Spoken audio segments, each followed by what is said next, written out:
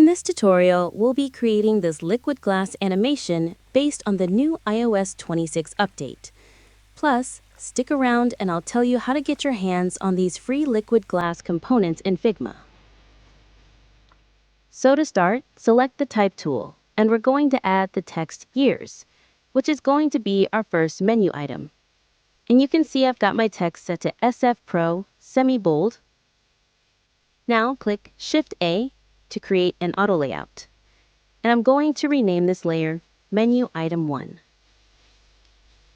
I've got my padding set to 8 on the sides and the top. Now create 2 copies of this, so we've got a total of 3. And just reflect that in our layer names. And we can also rename these now. So I'm going to call this one Month and Day. Select all of your menu items, right-click, and we're going to add Auto Layout.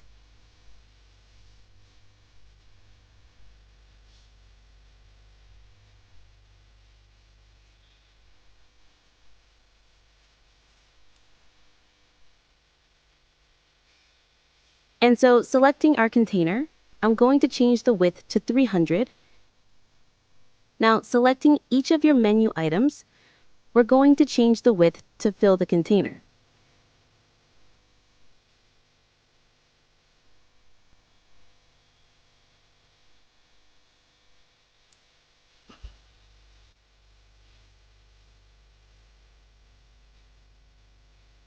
Now select your container again, and we're going to give it a fill.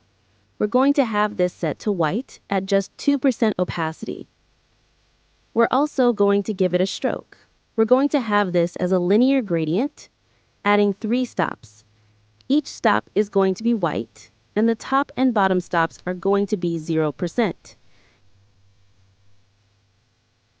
Now, we're also going to give it a corner radius, so I'm going to have this set to 63. So they're nice and round, and now we're going to apply some effects. And we're going to select Inner Shadow. We're going to have the Y set to 2 and the blur set to 8. Change the color to white. Have this set to 36%. So now we've got this nice highlight at the top of our container.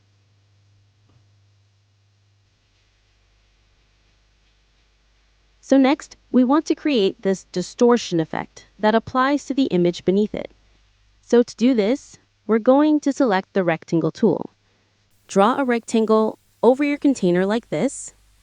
We're going to change the fill to white, and we're going to give it an effect. This time, we're going to give it texture. Have the size set to 80 and the radius set to 8, and we're going to give it another texture. And this time we're going to select background blur, and we're going to leave the blur at 4. So now we can change the opacity of our fill down to 2%. And as you can see, we now have this glass-looking distortion effect. And so we can rename this layer to say liquid texture. So we're going to drag it into our container, and then we're going to make sure it's sitting at the bottom. And if we select our container and we select clip content, and we're going to select Ignore Auto Layer. And so now we can reposition it in the center of our container. And we also come into these settings here and change the canvas stacking to first on top. There we go. And now when we drag our container around, we've got this glass effect being applied to it.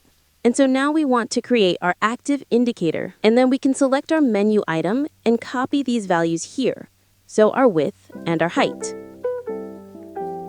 Change the fill to white and the opacity to 30%. Now I'm going to round off the corners.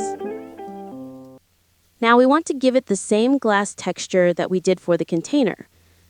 Change the fill to white, and we're going to add an effect. This time we're going to give it texture.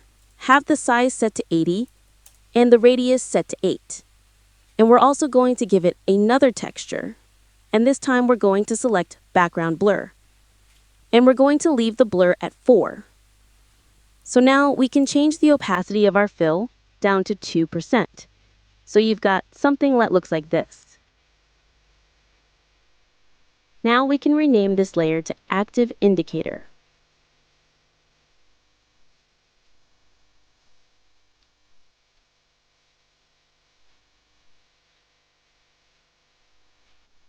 going to rename this to Liquid Texture 2.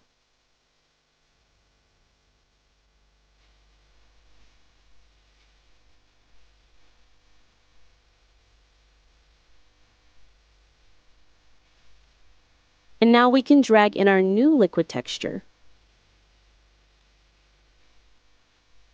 We're going to have that set to the bottom of our active indicator container. Now that we've created our tap component, we're going to prototype it to create this animation. So with your container layer selected, we are going to up and create a component. And we're going to add a variant. And we're going to call the variant months in the property tab. So in this next layer, we're going to select our active indicator, and I'm going to change the alignment to center. So we can do the same for the top one.